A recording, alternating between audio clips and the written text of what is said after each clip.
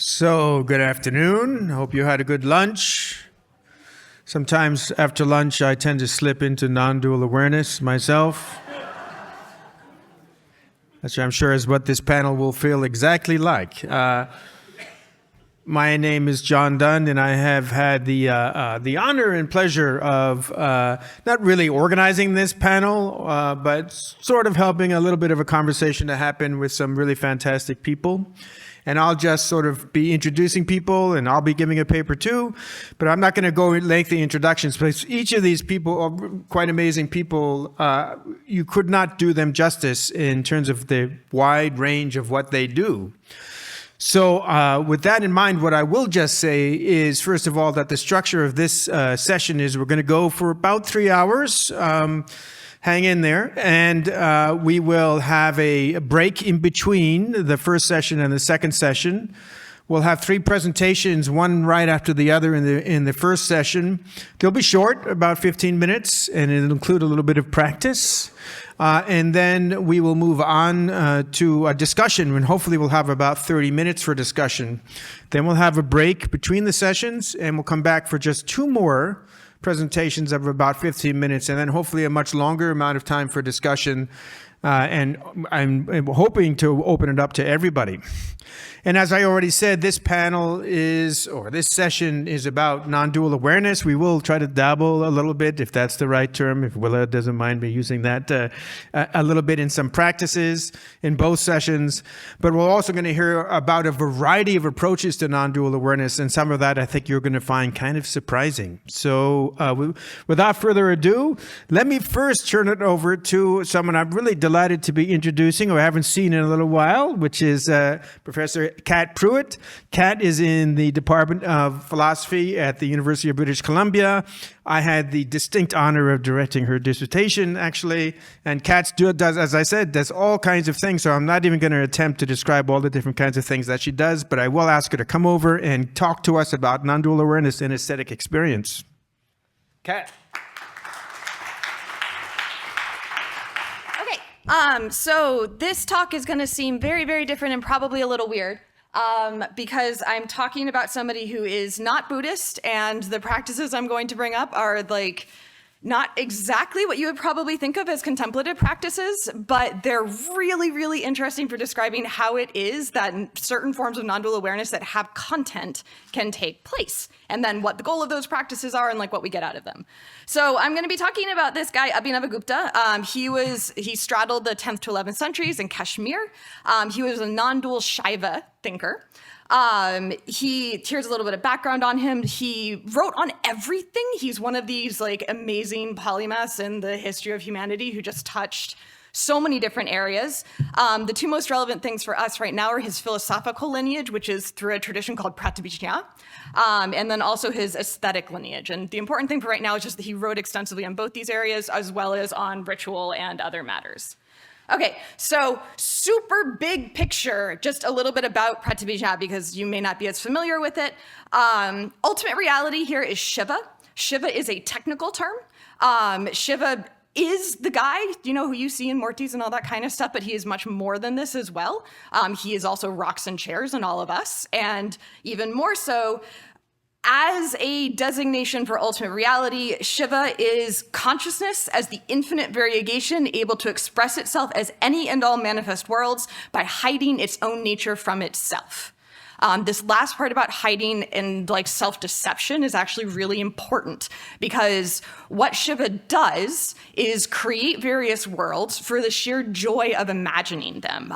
This is a picture of like the universe as an infinite multiverse of possible play spaces, basically. So conventional realities then are embodied worlds that are created through the exclusion of subject and object. And like I said, all of these manifest just because the ultimate inherently desires to experience itself in diverse forms.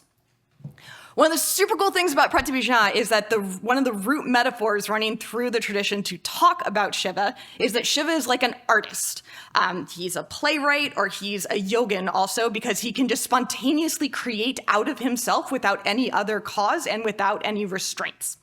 So I have a couple of verses here, one of them translated by John Nemec, who's also here in the audience. And this is Utpala Deva's benedictory verse at the beginning of his commentary on Somananda Shiva Drishti.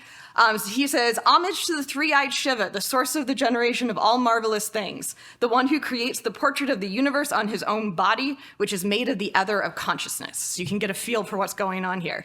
This other verse is from Abhinavagupta.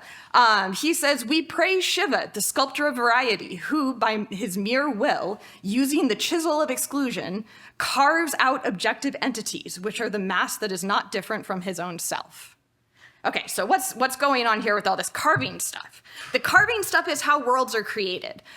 These passages that I have up here are kind of for those of you who are more in the weeds of the field, because Abhinavagupta's tradition does this really interesting thing with the earlier Buddhist theory of concept formation, started by Dignaga, and then in particular how it was developed by Dharmakirti, where they take the idea that how it is that we get determinate content is not by grabbing onto something that's there, but rather by excluding things that don't fit our goals, desires, habits, et cetera, But for the Shaivas, this exclusion mechanism is how we create basic subject-object structure. It's how worlds are created in general.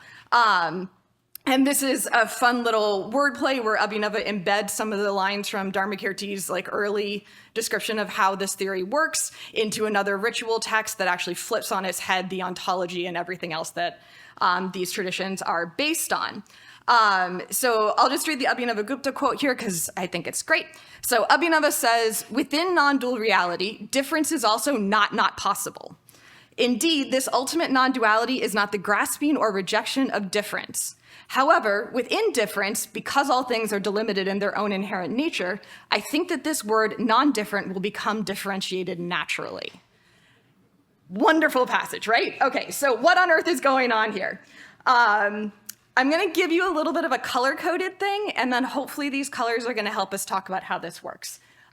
So basic idea here, we have purple. The purple is a moment of awareness. We can analyze this purple into red, which is the subject aspect appearing in that moment of awareness, and blue, which is the object aspect appearing in that moment of awareness. Now, the important thing here is that red and blue are nothing but purple. If you have purple, you can split it up into red and blue, and you haven't added anything, you haven't subtracted anything, you've just changed the way that the thing is appearing to you. So this is how worlds are created for these Shaivas. So the purple is like Shiva. Purple is the preconceptual non-dual awareness that has the infinite potential to manifest as any subject-object structured world.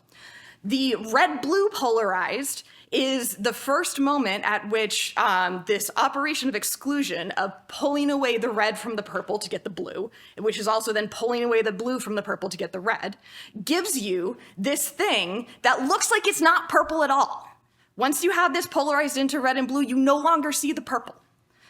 And then it's varying degrees of specificity and refinement that get us to the completely differentiated experiences that we have in everyday worlds. And in this little picture here, you can kind of see that this person is wearing a red shirt, which I thought was really funny. So the red is the subject aspect of this picture and the blue is the object aspect. But from the perspective of the individual in the world, what we see is the object aspect, even though it's always formed by exclusion from a particular subject aspect. And so then, again, the really important thing here is that when non-dual awareness polarizes into subject and object, it no longer appears as non-dual awareness, even though the subject and object are nothing but mutually excluded aspects of the non-dual awareness. Okay, so this is a basic picture of how Shiva creates worlds. Remember, Shiva is an artist. And so what we're going to do now is I'm going to take you through this passage. We'll go through it bit by bit. And this is a description of how it is that aesthetic experience for actual humans can knock us into forms of awareness that are importantly non-dual and that also then allow us to experience the actual fluidity of agency. And so then freedom and Shiva's own creativity. So this is really fun. Okay, so Abhinava here is talking about what happens when you have an aesthetic experience at a theater. He says, in the case of a perception arising from the soul of poetry, too, a qualified person has an awareness subsequent to the words. And the qualified person here is one whose heart does not lack flawless intuition.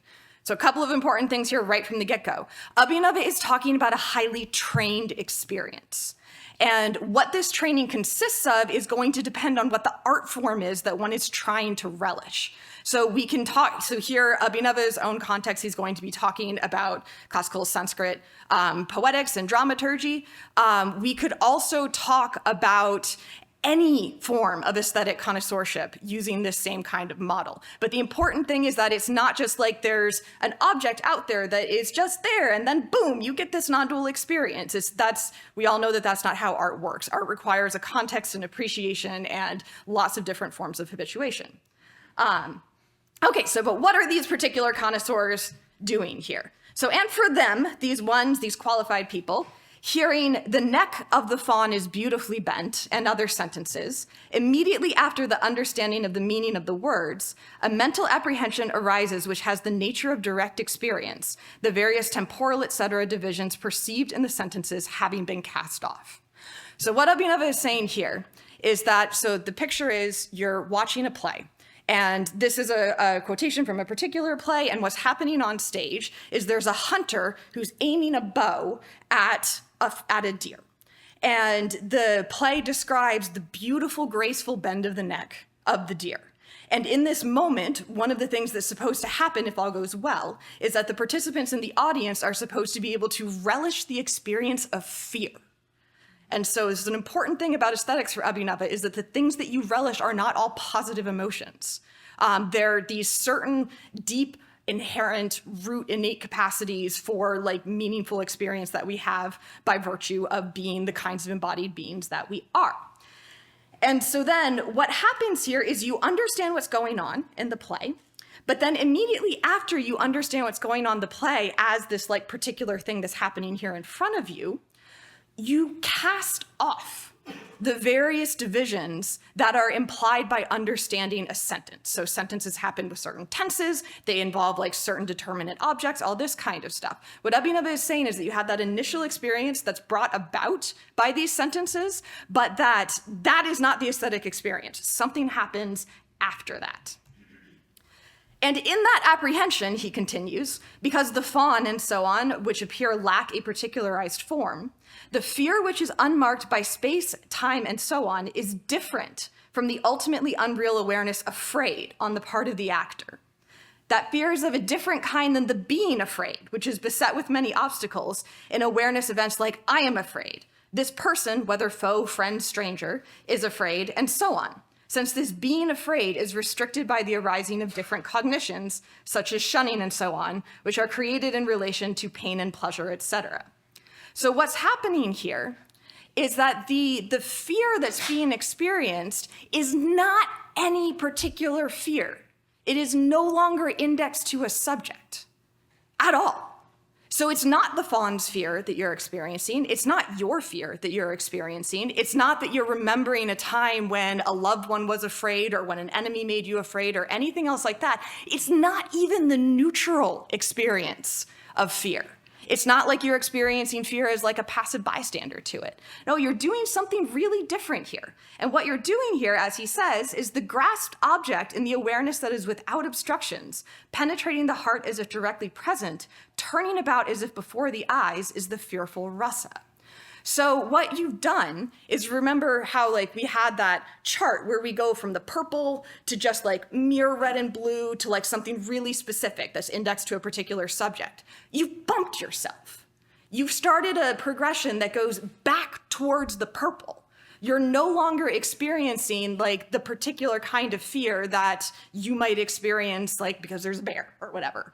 Rather, you're actually decarving yourself. You're going like, you're undoing the attenuation that has gotten you into your normal specific patterns of attention and habit and all of that kind of stuff.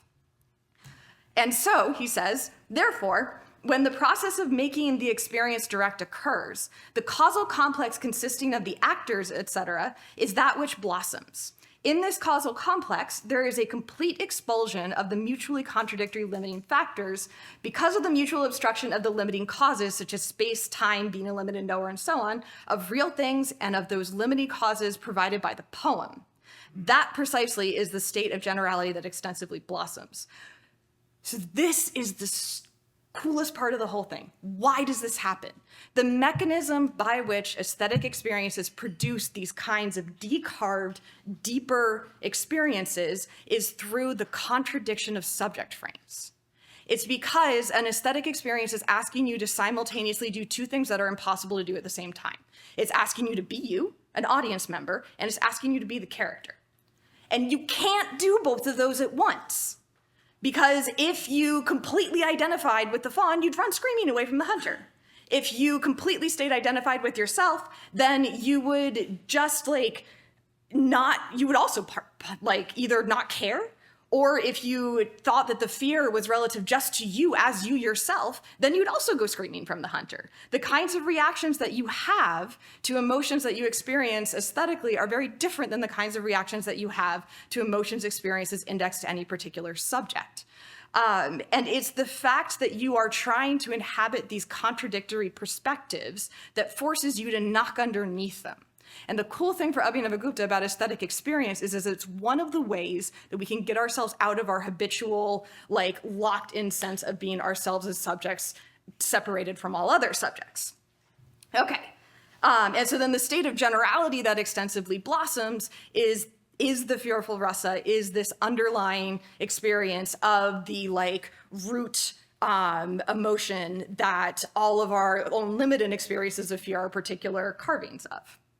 Okay, and so then for this very reason, there is an apprehension of the full blossoming of rasa, precisely through the uniformity of all of the spectators, which happens because of the accord of the latent impressions of minds which have been made variegated through beginningless latent impressions. And that unobstructed awareness is wonder. So this is really cool too, because if you notice, all of this is contemplative practice talk. What are we talking about? We're talking about habits, we're talking about vasanas, we're talking about dehabituation, about knocking out of habitual patterns, all of this kind of stuff. And one of the pieces that Abhinava adds here and that the aesthetic context is really helpful for thinking about is the role of the other spectators around you. So for Abhinava, the fact that this takes place in an audience with other connoisseurs makes the experience richer, because he talks at other places about the rasa as being reflected in all of the different mirrors of the hearts of all of the people present. And that's an experience that makes it even more vivid, kind of because you're carving even more deeply into even underneath even more subject positions. And all of this is possible because we all have these deep, variegated, embodied histories that we can call upon to reach these more fundamental levels. Okay, so last little thing I'm going to talk about really quickly is what is wonder? This thing that is wonder. And this is a lovely little passage from James Reich's book, To Savor the Meaning, which is great. And he notes here that at the highest level, the very self-awareness of the luminosity, which is essentially just bliss, his translation for Chamatkara, wonder, is freedom. For bliss, here is just repose in one's own self, a self which is dependent on nothing. Thus, the chamatness of chamatkara has the form of enjoyment, and bliss creates that, i.e. it caresses itself primarily and does not run off anywhere else. This bliss is described elsewhere as the relishing or savoring that is devoid of obstacles, whose nature is restriction, which arises within the mental functions of emotional beings with respect to aestheticized emotions of plays and poems. So this full savoring of the aesthetic itself is actually a savoring of the experience of agential fluidity. So it's the last piece that we get out of aesthetic, out of these aesthetic practices, is the fact that you can go from your normal subject position through this complex kind of mutual obstruction of different subject side factors to a deeper form of agency. Tells us something about agency. It tells us it's fluid. It tells us that we can manipulate it. And it tells us that that experience is joyful, even when the object is something like fear. And so, yeah, that's Abhinava on non-dual aesthetic experiences. Lots of fun stuff there, and I will stop there.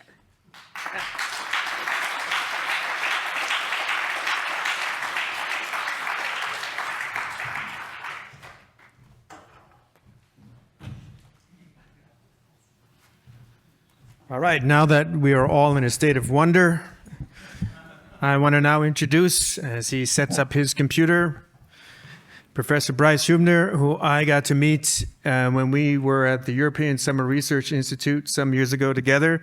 And again, is someone really hard to describe the full range of what he does. So I won't say more, and I'll just let him do it. Thanks. All right. Two things. One, every time I hear Kat talk about Abhinavagupta, I wish I read more Abhinavagupta. Because stuff that I'm going to say in the later part of this talk actually nudges up against things that Abhinava says. The other is I often get really perplexed and unsure exactly what we're talking about when we think about non-duality. Sometimes it feels like something that I can find myself experiencing pretty frequently. Sometimes it feels like something that's got to be way more complex and difficult than that. So when I started thinking about what I had to say about non-duality, I realized that what I wanted to give you is two ways into thinking about what non-duality might be, both of which are absolutely non-standard from the perspective of contemplative practices, and both of which are going to come from directions that maybe nobody in here has thought much about. Maybe some of you have, in which case that's very cool. But what I want to start with is one of the philosophers who I think is the most extreme badasses to have ever lived. And that is the philosopher named Val Plumwood. Val Plumwood was a logician. She was a philosopher who spent a lot of time thinking about ecology, thinking about environmental stuff, engaged in activist practices. She also had, in a sense, a pet wombat that she spent a lot of time with. Just really a badass. But she had one of the most amazing teachers to ever teach anyone about non-duality. And that teacher was a saltwater crocodile. Val Plumwood, at the beginning of the wet season one year, went canoeing in the Kakadu National Park on the north coast of Australia, what's now known as Australia. She knew that that time of year you had to worry about crocodiles. She knew that they'd be around. She knew that there were areas along the main river that she should avoid. And she thought that as long as she stayed in some of the side areas through some of the wetlands, she would be absolutely fine. As she's coming back from a long day out canoeing, she looks ahead and she sees up in front of her the eye of a crocodile. Initially, she tries to steer clear of it, and she notices that they are on a collision course. This is Val Plumwood's canoe, and if you look at it, you can see that it's been patched multiple times. But what happened was something that she saw as absolutely unheard of. She was attacked in her canoe by a saltwater crocodile. So I'm gonna here, and then on the next slide, there's a lot of text, not necessarily aesthetically beautiful, but that's the best way to convey this. The unheard of was happening. The canoe was under attack for the first time. It came clear to me fully that I was prey. I realized that I had to get out of the canoe or risk being capsized. I tensed for the jump and leapt. Before my foot even tripped the first branch, I had a blurred, incredulous vision of great toothed jaws bursting from the water. Then I was seized between the legs in a red-hot pincer grip and whirled into the suffocating wet darkness. Not just once, 3 times, Plumwood was death rolled by a saltwater crocodile. And During this process, probably more so in reflecting on it, she came to the following awareness. Our final thoughts during near-death experiences can tell us much about the frameworks of our subjectivity.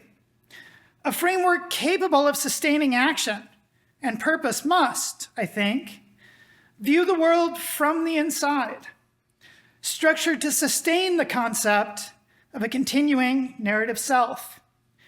We remake the world in that way as our own, investing it with meaning, reconceiving it as sane, survivable, amenable to hope and resolution. The lack of fit between the subject-centered version and reality comes into play in extreme moments.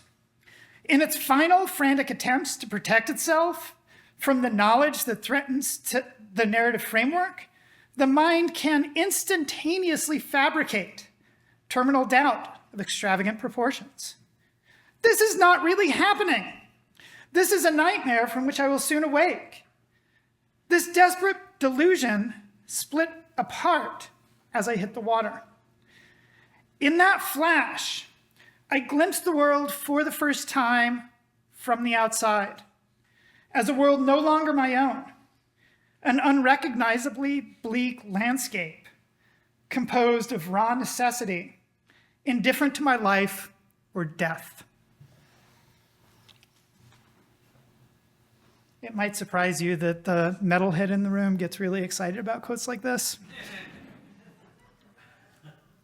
But when I look at this, part of what I see is somebody who has come to what I really do think is a deep, deep recognition, both about the ways that we're embodied in deep, massively interconnected networks of interdependent processes, the ways that our bodies strive to persist in their existence, and the ways that we layer that over with really complex narrative stories that we hold on to, that we use to track possibilities and opportunities, and that we use even in a moment of absolute desperation to try and preserve our sense of self.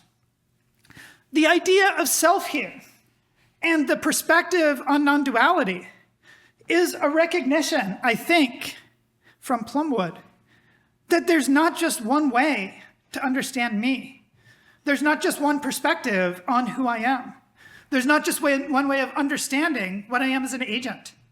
All of that has to be understood within the dense, interconnected network of interactions, of ways of being coupled to possibilities, of ways of organizing the structure of a world, and ways of being located within networks where I'm not the primary locus.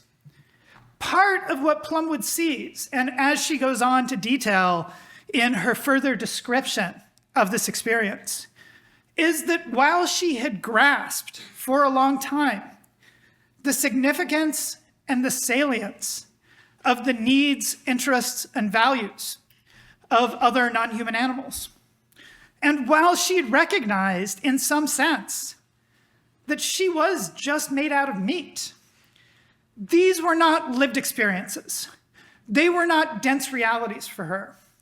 What happened in that moment of being bit by a saltwater crocodile and death rolled was a blowing apart of the bit of that story that held her into a primary perspective, one that started to see the world as not dependent on her interests, her strategies of meaning-making, and instead one that was nothing more than a densely connected web.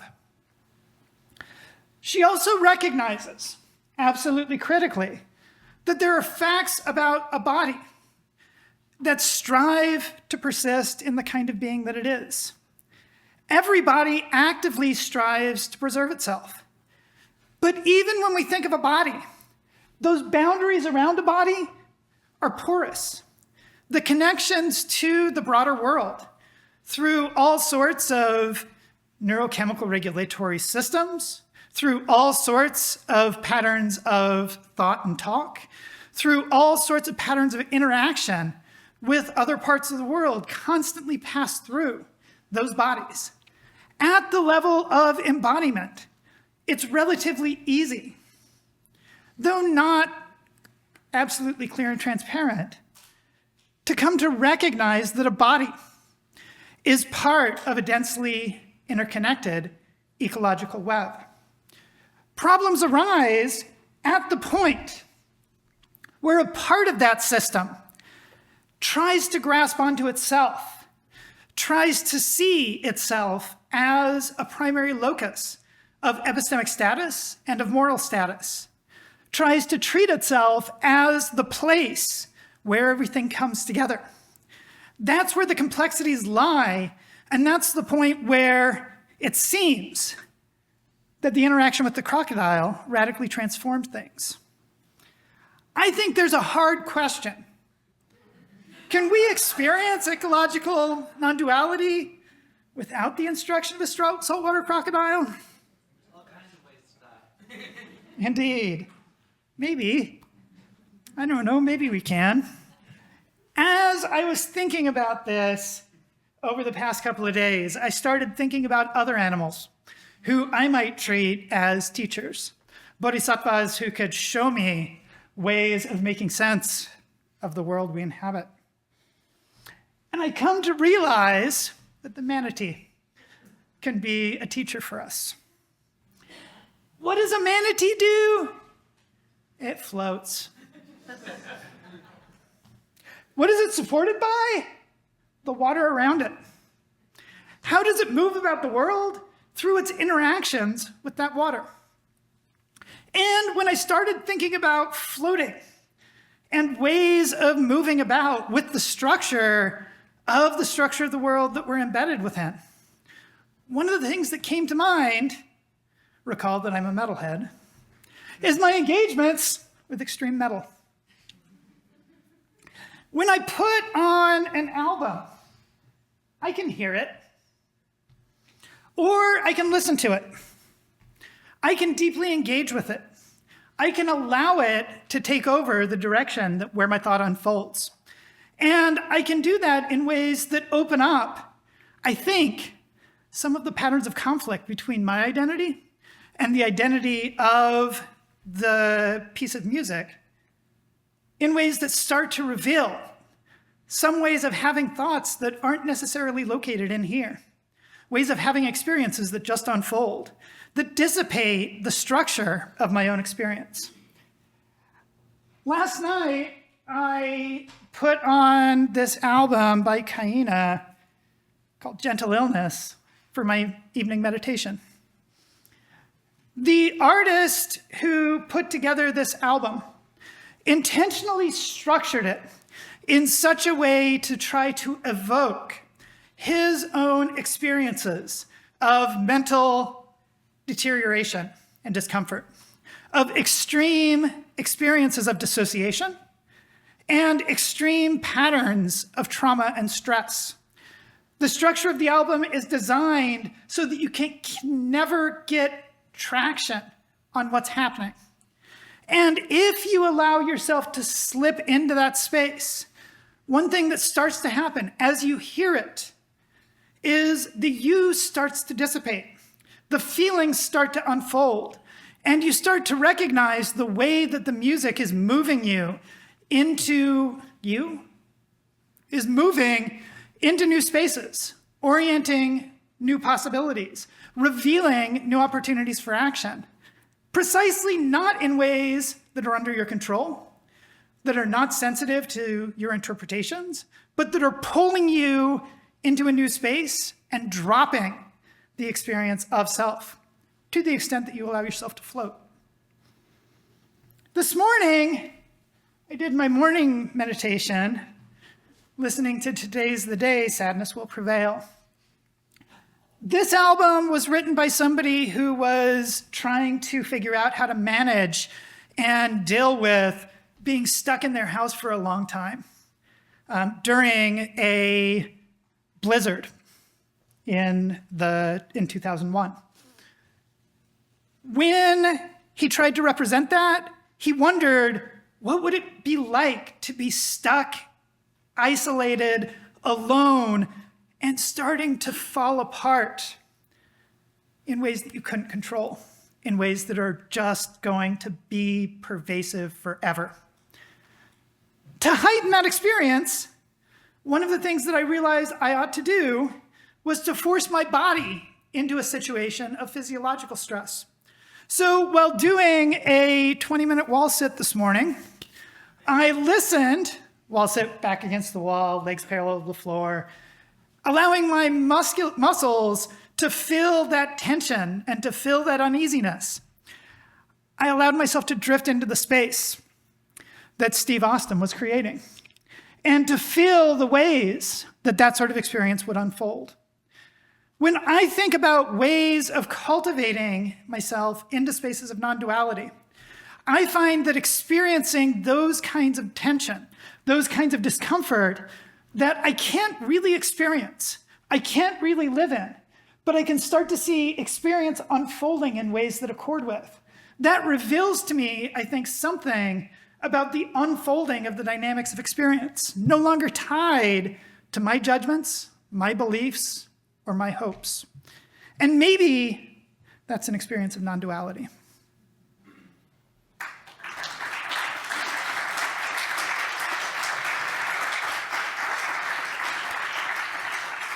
So, as Lama Will is setting up, let me just introduce you, Willa Blythe Baker, who is again another person who has such a varied range of what she does, has taught at Harvard Divinity School, for example, but is probably best known these days as the spiritual director and main teacher of Natural Dharma Fellowship. So take it away. Thank you, John. So we're moving in time from contemporary heavy metal to somewhere around the 14th century in Tibet. And I wanted to talk a little bit about experience, but starting with the context of theory, because we've had so much theory this morning, and I wanted to kind of present another theory, and it's a theory of effortlessness that it comes out of Dzogchen tradition. And I just found some passages from Longchenpa discussing effortlessness, and I wanted to start with that, but then move from that into experience. And one of the places that I find the most juicy descriptions of non-dual experience is not so much in the commentarial literature of the Buddhist tradition, but in the narrative tradition. That is the tradition of stories and of biography and autobiography. So I want to move from theory into how that practice looks from an autobiographical first-person perspective of a later yogi in the Dzogchen tradition, Jigme Lingpa, and how he talks about an experience of non-duality from a first-person perspective. But just to give some context, the theory, because it's so different from the kind of meditation practice that we were reflecting on this morning, but is maybe more in line with the kind of practices that we were just reflecting on with Kat and Bryce. So Longchenpa talks about both the approach and then the implementation of effortlessness. And so the idea here is that meditation, from his perspective, is not something that comes out of cognitive control. In fact, meditation for Longchenpa, at least some kinds of meditation, in particular the meditations of the Dzogchen training, involve giving up control, involve actually entraining yourself to stop controlling, right? Which involves even the giving up of focus, like focus on the breath or whatever.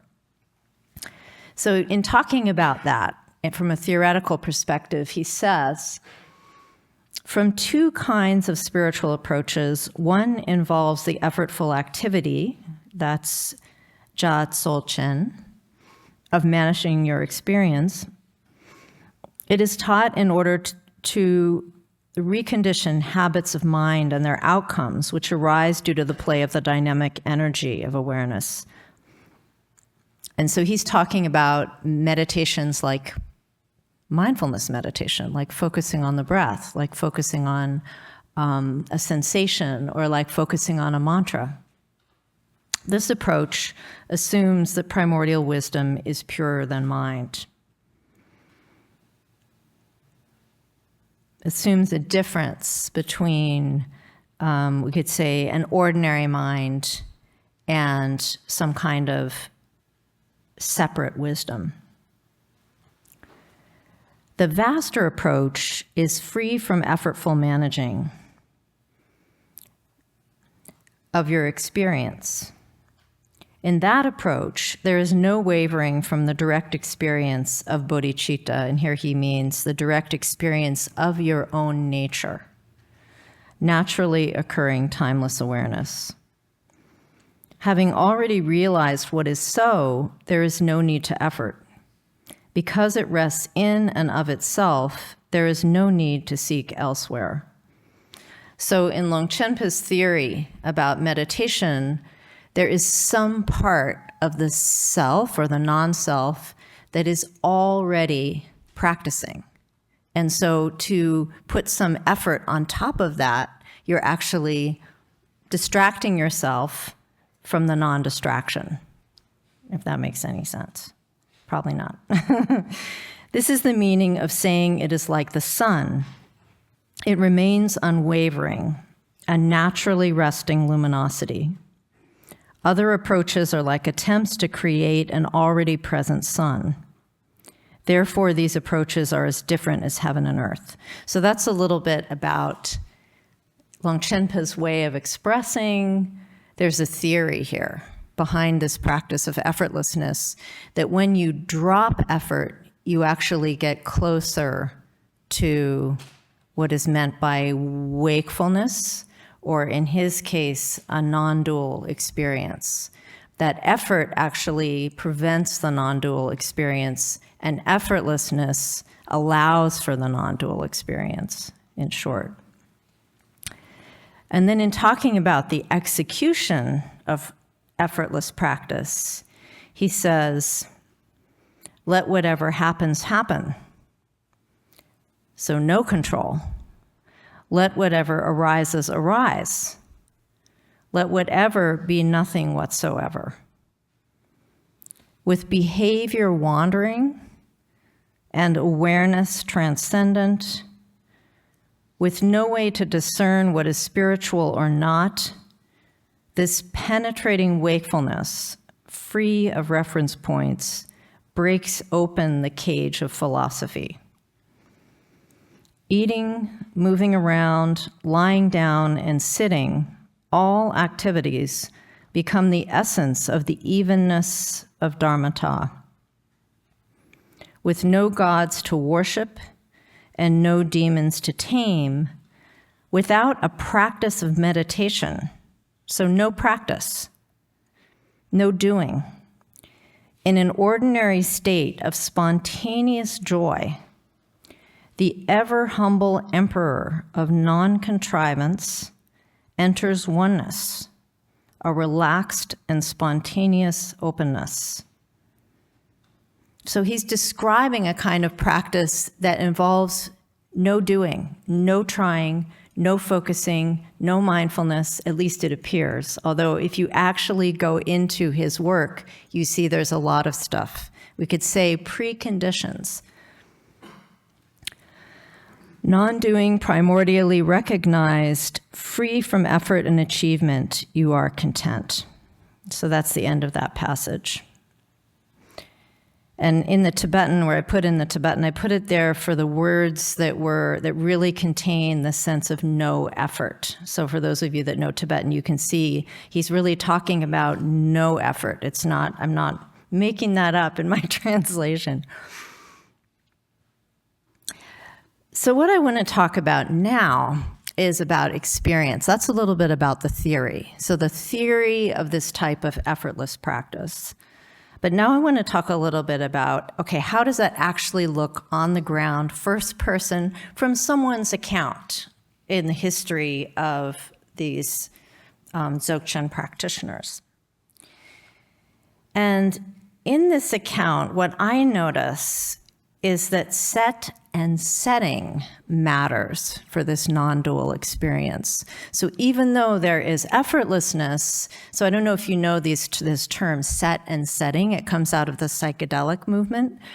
Set means the mindset that you start with. So in the context of taking plant medicine or taking a psychedelic, your mindset, you could say the posture of your mind, how you feel is really important.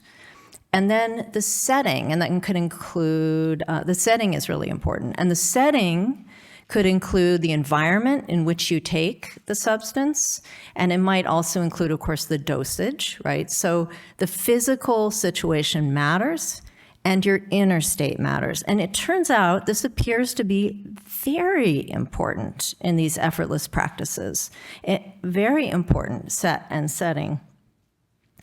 So I'm going to argue here. So consideration of the contemplative preconditions for effortless practice. Oh yeah, so I'm going to turn to, for this, a source, which is Jigme Lingpa's memoir. It's an unpublished memoir that I'm working on right now, and I'm working on a translation of. And in that memoir, he sings a song called A Song of Savoring the Experience of Leaping into the Clear Light. And I'm going to read a little bit about what leads up to that song, and then part of the song. I'm not going to share with you the whole song because it's a long song, but I want to at least get to the part where he has the non-dual experience. And so what this shows me is every song that he sings, Nyamgor, every song of experience that he sings has a preamble of the setting.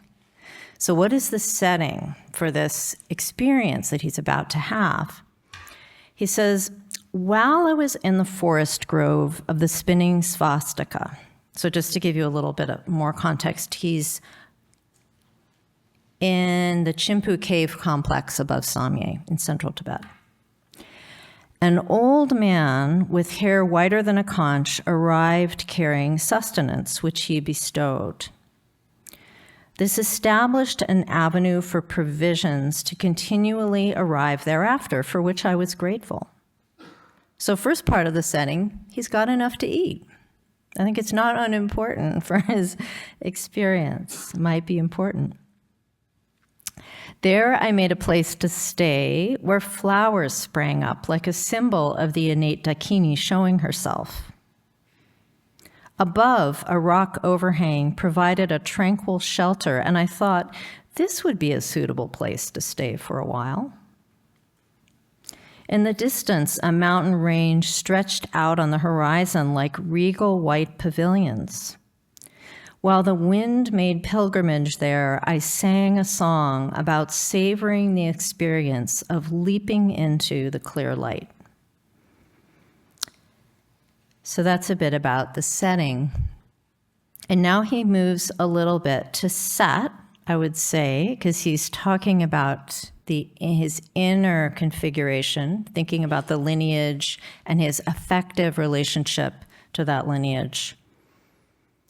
Father lotus-born, essence of transcendent, bliss transcendent, Queen Dakini, lady of the citadel, ocean of saviors, disciples who tend awareness.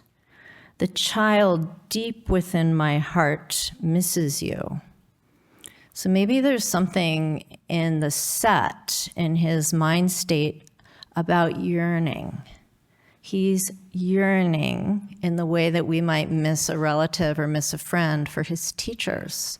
And that's part of the set for this experience.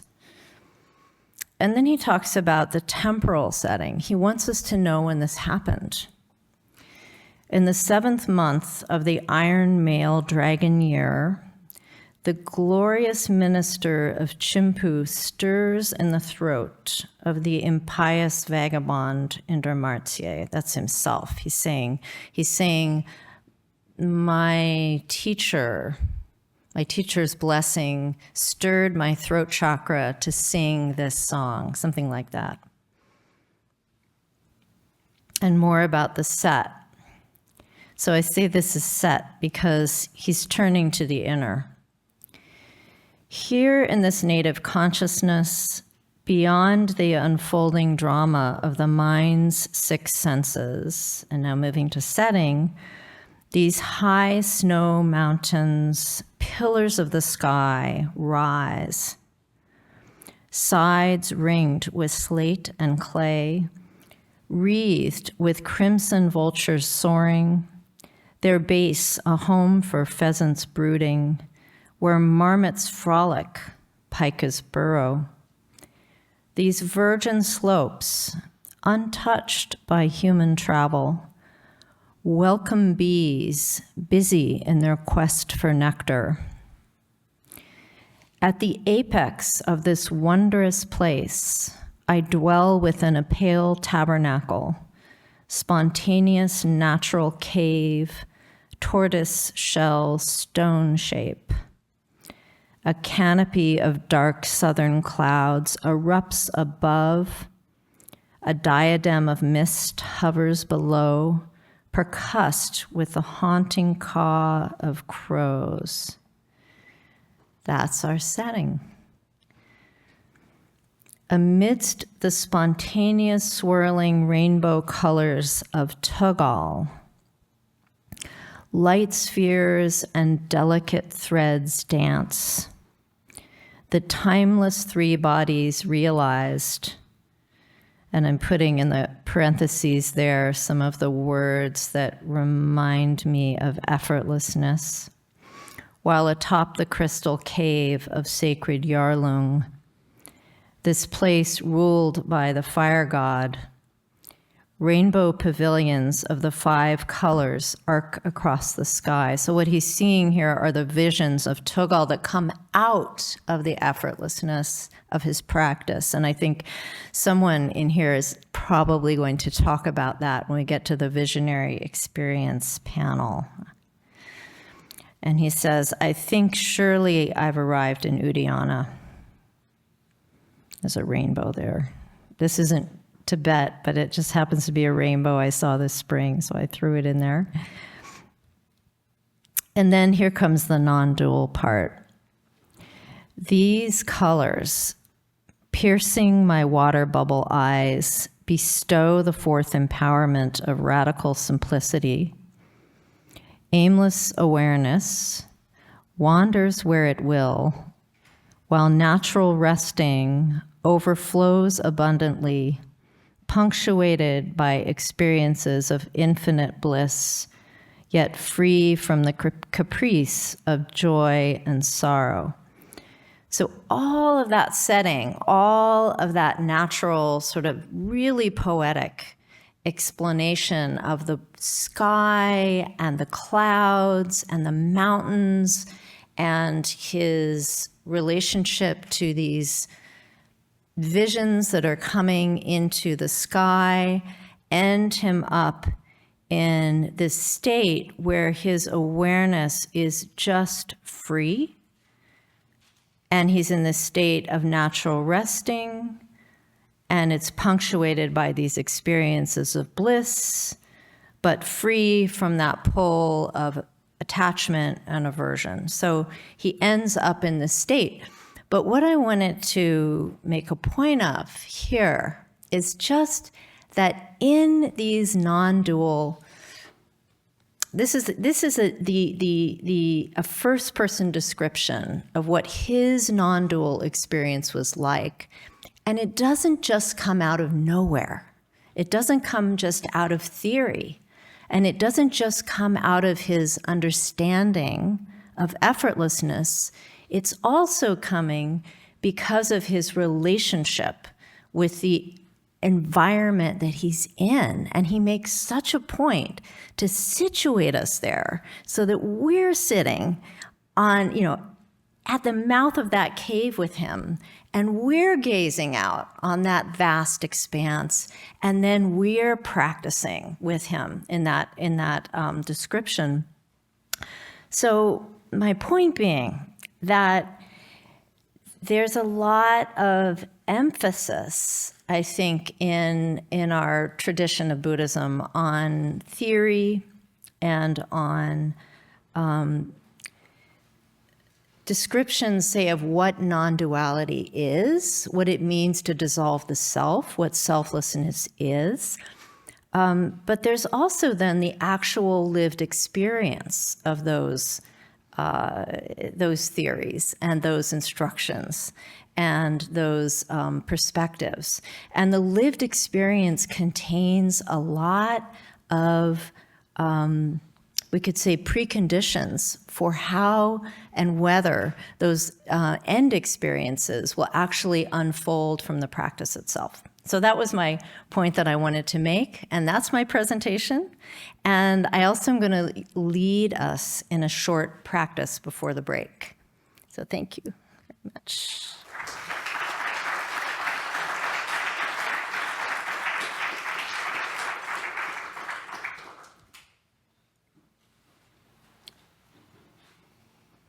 And for the practice, what I'm going to do is to actually just read to you from Longchenpa's Song of the Enchanting Wildwoods, which is very much a text that, like this one, like the narrative one that I just shared with you, very much a text that is about the importance of going into unstructured spaces where there isn't a lot of human influence in order to practice, in order to meditate. So I'm just going to read those instructions, and I'll invite you to just place your feet on the ground, maybe if your legs are crossed, to uncross them for a moment. And it'll be very short. And we could dim the lights if it's possible, just a little bit. If it's not, it's okay. A little bit of setting. Here we go. That's good.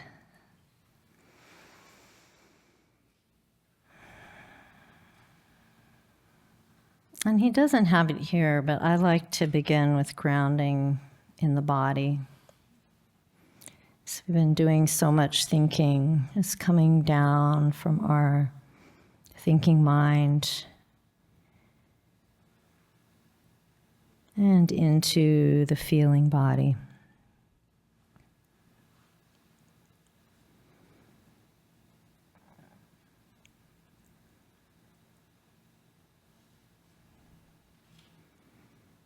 And reading these instructions from the 14th century, coming down to us. Don't dwell on the past or fantasize about the future.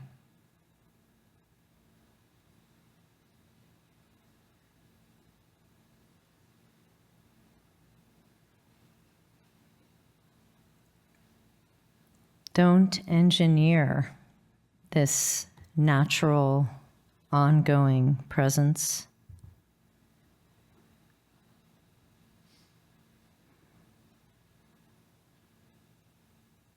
Don't direct the mind or draw it within.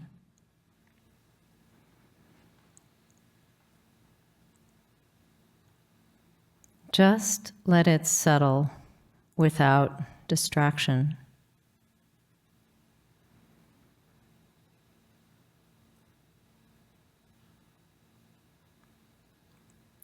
rest without grasping or structuring this open clarity.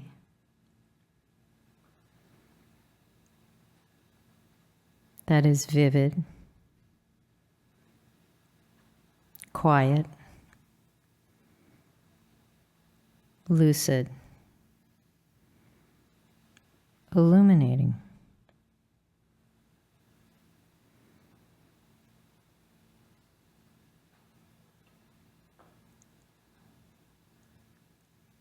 Other than settling, easily relaxed in the innate experience of the way your mind is. There's nothing you need to contemplate.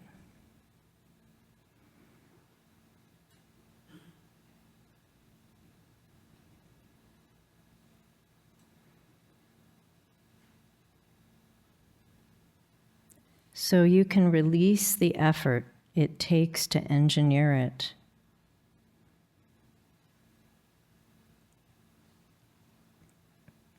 For it is not an object of conceptuality.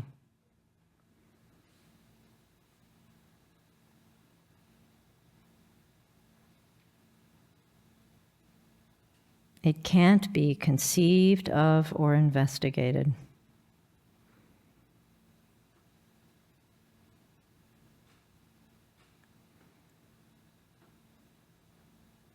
To quiet the tangled mess of thought, all you need to do is look into the intimately peaceful nature of your mind.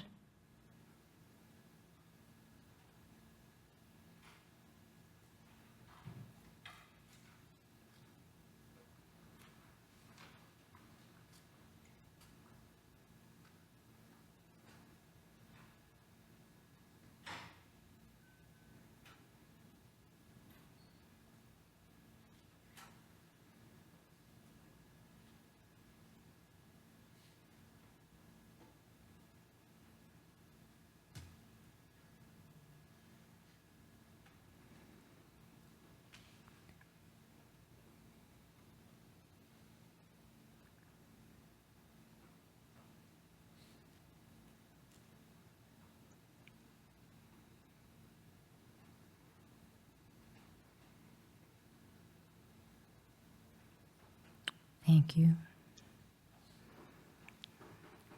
I think we can go to break.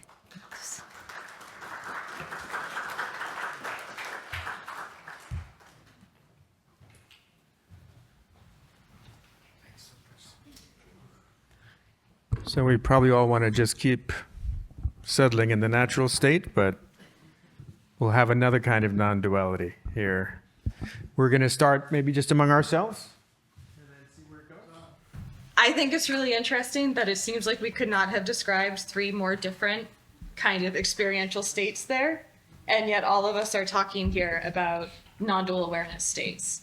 And I'm wondering how that struck everyone else, and also just like what to make of that. Like we've got nice, calm, silent, effortless abiding, being thrashed by a saltwater crocodile or listening to death metal while doing 20-minute wall sits, and then a like high art experience at a play. Like these are all what are we talking about when we're saying that these are all varieties of non-dual awareness?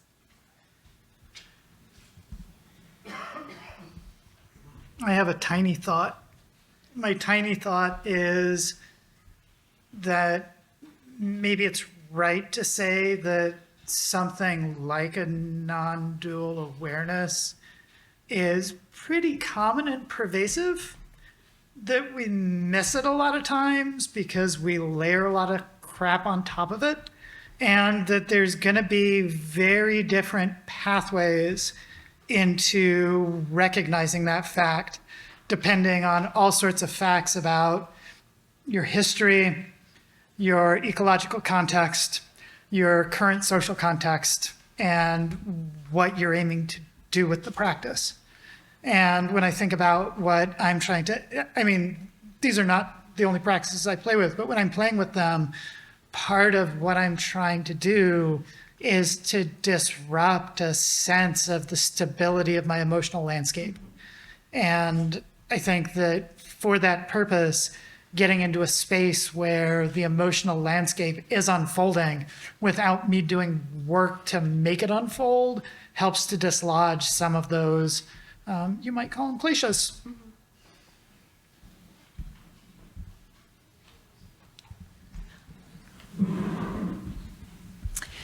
So one of the things that we were talking about when we were preparing for this time together was how there isn't one non-duality. And I think I've noticed that even within this the small corner of the Buddhist tradition in which I study, which is the Tibetan or the Himalayan tradition, there are lots of different kinds of non-duality. There isn't just one non-duality that is the non-separation between self and world or subject and object non-duality, but for example, the non-duality of the body and the mind, lu-saṃvitti, for example, you find that term in Buddhist texts, or sometimes lung-saṃvitti, the non-duality of breath and mind. So, I wonder also if we expand our mind to what does that mean, non-duality? It could mean like so many things, like the non-duality of one's mood and what one is seeing, right? In your case, how would you describe it in your work, Kat? What non-duality means? So I think Grab the mic.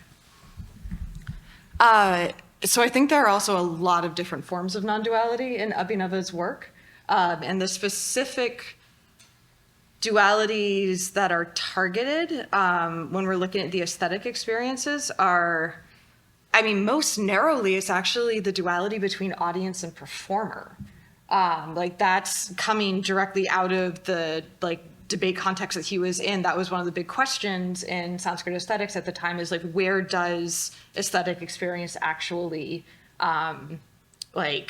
where's its home? Where does it arise from? Is it something that the actor does? Is it something that the spectator does? Is it something that the play does? And Abhinava's answer was that it's not any of those. It's actually the experience that carves underneath all of it. So that's a particular form of non-duality there, I think. Yeah. Mm-hmm. Although I have the feeling that despite the sort of variety, there is something that underlies, there is a continuity among these different kinds, at least the ones that the three of you were speaking about. And I'm wondering whether it's the way you articulated it, Bryce, and part of the way you articulated it was actually in terms of sort of the narrative self, right? Mm-hmm. And so sort of losing the story of the self. Would that be part of a continuity here, where in some sense the story I'm telling of myself, quite literally, right? Not necessarily consciously, falls apart? I would think so, yeah.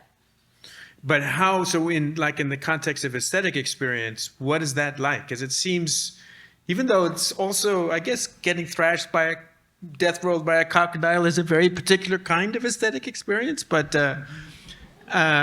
it seems like it's a pretty different one. So, and also the role of the audience and sort of intersubjectivity seems to be a key part of what Abhinava is talking about. Yeah, although you can have aesthetic experiences on your own without being in the middle of an audience. It's just something that enriches the experience, makes it more variegated. And I would say that, so sometimes when we talk about Shaiva context, or in more broadly speaking, Brahmanical context, where we have an idea of a self, then there's a tendency to confuse the self and what I would call our individual sense of subjectivity, which we could think about as our narrative self, or our samsaric self, kind of. And those two are importantly non-dual for Abhinava. So our normal sense of self is nothing but Shiva's play, so it's not like something other than the ultimate self, but at the same time, it's just this one little tiny sliver, and it's a sliver formed by exclusion. So that narrative everyday self is something that's always formed in relation to objects. And so when you're talking about it, you can't just talk about it on its own. You're always talking about like the blue red together that constitute the purple. And so undermining that sense of self is all that there is stable. I think that would be the core thing that aesthetic experience is also doing, that the saltwater crocodile example did. It's that taking oneself out of the perspective of there being a like central need that looks out at the world that is somehow stable. And that's, I mean, part of what was really interesting, and which also I think in the practice that beautiful practice that you spoke about and led, Willa, then also is that the sort of eccentricity, as it were, Bryce, maybe literally too, but the sort of eccentricity of that, of the kind of aesthetic experience of, super heavy metal, that it's literally, in a sense, taking yourself out of your center, right? The way you described the experience with the crocodile was, or the way I forgot her name actually. Val Plumwood. Yeah, Val Plumwood described it was, in a sense, she's no longer the center of the world. Mm-hmm. Right? Is that also a key aspect of this? Like suddenly your sense of where the world, or I don't know what to put it, that the locus, the center point is gone, or is there a new one, or what? For me, with the sorts of practices that I was thinking about, one of the absolutely key things is the loss of the sense of being that center. And it's one of these things that I don't know exactly how to put a finger on and know exactly how to describe, but part of it is not just narrativizing, but experiencing a central locus of subjectivity. And one of the things that I find really powerful about aesthetic experiences, and aesthetics understood way more broadly, is their capacity to disrupt the sense that things are coming together wherever 2 inches in from my ears, or wherever they feel like they're coming together most of the time. It's the sense that the whole world is organized by flows of experience in some sense, such that they're not with a weird. new center or with no center? I think that they A center everywhere? centerless, but I don't know that's the part I don't know how exactly to describe. I'm not sure about thinking about it in terms of a center or not, but one thing I wanted to bring in is that Abhinava talks about the obstacles to aesthetic experiences happening. And I think the most interesting one is getting too caught up in yourself. And so there's an actual obstacle, which is the tendency to see anything that's happening as just indexed to you. So like if you were, watching Romeo and Juliet or something, and you could only see the love as your love, then you wouldn't get the aesthetic experience because you're still stuck in that same locus that you're normally stuck in.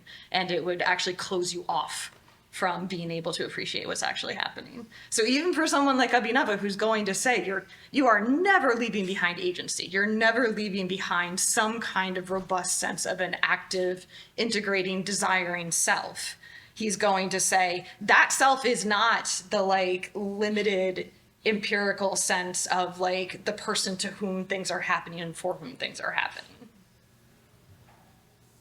Maybe there's one thing that unites these three types of non-dual experience is permeability of the self, or it's also somehow the word, especially when I was thinking about the crocodile incident, also this sense of surrender, that you're not in control in a non-dual experience because you have given up the sense that it's just you.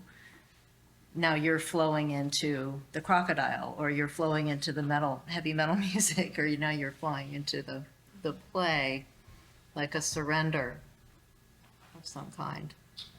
Or I'm mildly apprehensive about the idea of surrender. Part of this went by pretty quickly, but the reason that I wanted the manatee in there was to think about the way that water serves both as context and support. It's not constraining. I mean, it is a constraint, but it's not restricting, I guess is the way that I would put it. It's more about the way that it supports through the patterns of interactions with the animal, given its body, the unfolding of the capacities that are present in that space. And all of that stuff has to be there. You can't decouple the manatee from the context that it lives in. And I think the experiences I'm looking for are ones that are like that, where those patterns of interdependence really come to the fore, and the ways that experiences aren't just localized, they depend on unfolding patterns of activity that go beyond whatever the locus of subjectivity is.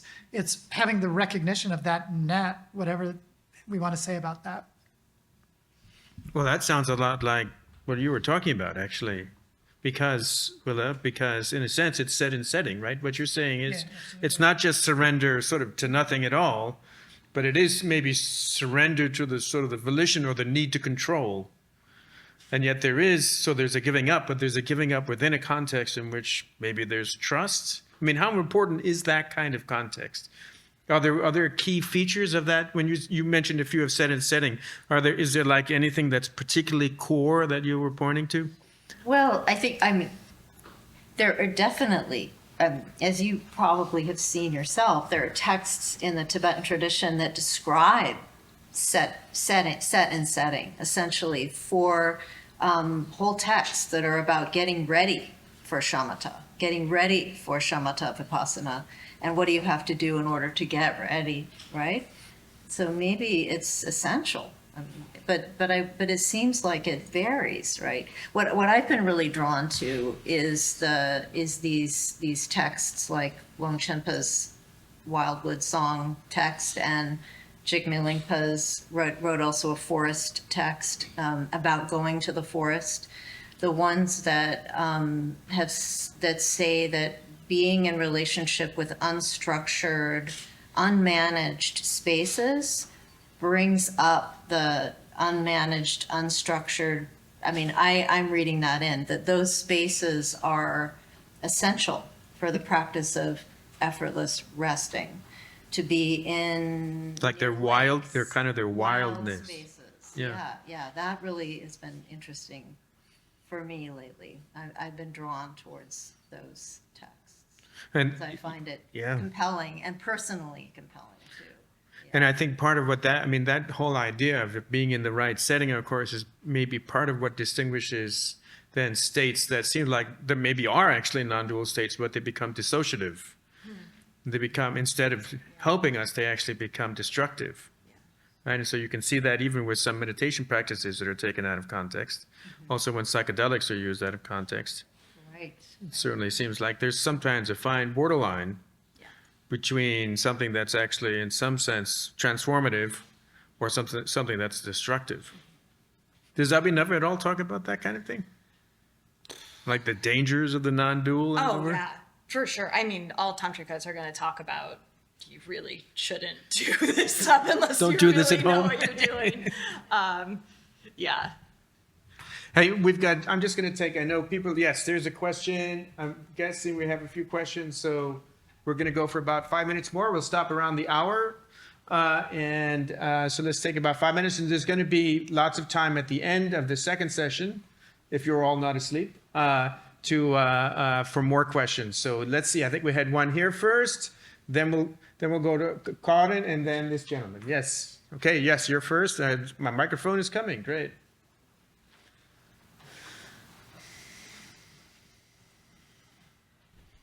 Thank you so much. So I'm coming from more of a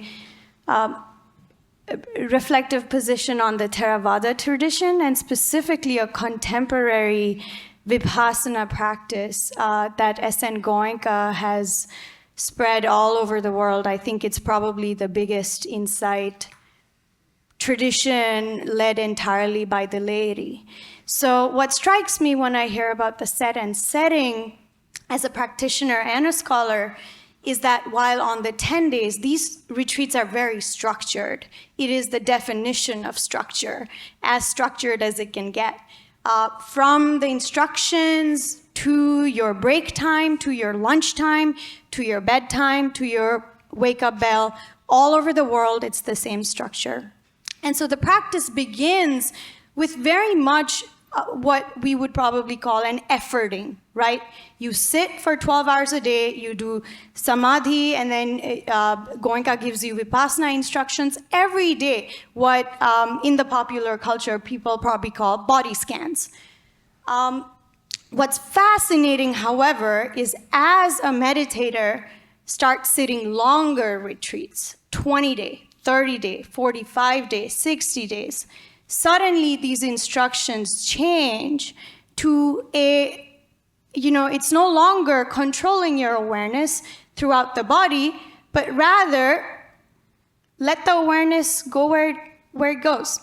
And that's real vipassana. It's less a directing of your experience, but letting the experience do you in some form, in some way.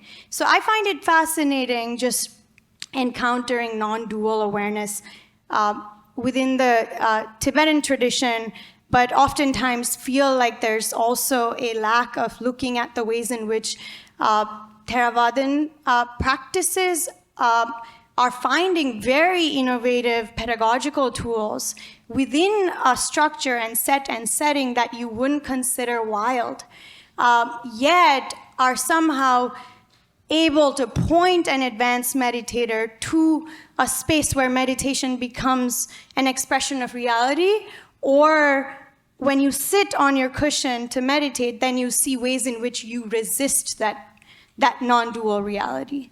So I'm just sharing my experiences, and I'm grateful that all of you are here. Thank you. Thank you. I think some of that, there'll be one of the ways in which there are unique features of traditions that focus on non-dual awareness is the way they conceptualize what the non-dual awareness is for, which we haven't spoken much about, but we will in the second session. And so there's also a very specific thematization. Lama Willa touched on some of that, and I'll be talking more about that. So that may kind of answer some of your question. Karin? Yeah. So my question is about, as we are sort of establishing, there's all these different kinds of non-dual experiences, but I wondered if, in the case of the rasa is a fixed point. In the case of the crocodile, maybe the ecological system is a fixed point, and it's a huge part of the rhetoric and maybe experience too in Longchenpa's tradition of not having any fixed point. So I can imagine a Buddhist Lama saying, well, those are all something less than this totally not fixed point meditation. So I'm just wondering if you had any thoughts about that. Oh, that's a great point. So this is something that I've actually been trying to figure out a little bit better myself. But to do a first pass, there's a really big difference for Abhinavagupta between the quiescent rasa that I brought up at the very end and all of the other rasas.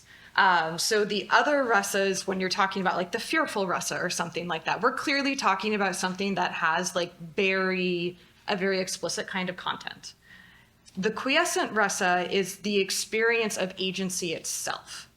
And that is a little less clearly something that has the kind of fixed point or the kind of like specific subject index that the other rasa experiences have. And so that's why the quiescent rasa is supposed to be like kind of the more foundational one, is the one that's analogized to Shiva's own self-awareness, all of that kind of stuff. So I think you're picking up on a very important feature of how the different rasas work for Abhinavagupta, which is that they're not all non-dual to the same extent, even though even something like the fearful rasa is non-dual in the ways that we've talked about, but then also that the quiescent rasa itself is kind of on a different magnitude. Mm. And then I can imagine a Buddhist coming in and saying, well, that that too is a fixed. Well, I could say something about that. Just, I think maybe within the tradition's rhetoric itself, there's definitely this is the Ati yoga, right? The highest yoga, these words like highest and whatnot. But personally, myself, I actually am not so sure about that, because I think the non-dual experience that's being described in those texts, even though there is set and setting, is how could that be owned by a tradition? You know, how could that be owned by a tradition or by one way personally? That's what I think. And also just like, I so relate to Bryce's connection to his music. My experience of music is dancing is like being in a state of meditation. So I think, I don't know, that's just a very private sharing there. But yeah, not so. Can I jump in? Just ask me. Yeah, just one second. And I'll just say real quick, you remind me of Michael Sell's idea of the unsaying. Like shimegi shi, the groundless ground, you know, dumeki tu, the timeless time. So maybe that's, I think a lot of these traditions also play with that way. So they'll say assert a ground and then they say there isn't one. But anyway, yes, go ahead. Thank you. First of all, I have a question about if you have questions, and I'm in time, please try to answer. That is the non-dualistic experience, or the realization of a non-dualistic dualism. To what extent can help us, benefits us in terms of attention span, for example, or memory recollection, right? Or be really naturally become mindfulness. So how you make it is see the relationship between two, or can we make connections between these two, right? And then my comments about non-duality, I believe is non-duality is not about a level, maybe it's that fake but genuine non-duality, a seeming reality, non-duality, or the actual non-duality. And we talk about the centeredness, and to me, if you really understand the non-duality, there's no center. You are the center. You actually not there, not you anymore. And we talk about non-duality. I didn't hear. I mean, maybe I missed it. I didn't hear what's didn't mention about is selflessness. Okay, the Buddhist idea of selflessness of person. So the realization of selflessness of person, that is one aspect of the non-duality, or selflessness of phenomena, right? In other words, is another aspect of the non-duality. Both of them are non-duality equally. But I feel if we do not address the misperception of self of a person, and then there seems there's no point or meaningless to talk about non-duality, or that non-duality will not benefit our life in practical terms.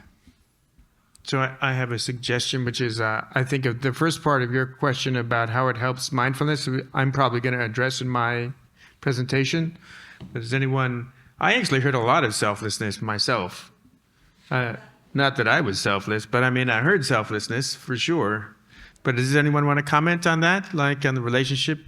It seems to me that part of what we were talking about is precisely this dissolution of a sense of self. Yeah, I would say so, for sure. Whether that's replaced by something or not is another question. Yeah, and what we mean by self here is huge. Yeah. So if Narratives, we're talking about the narrative, autobiographical, limited sense of subjectivity, then yeah, I think that all of us have been talking about that dissolving and falling away through various mechanisms.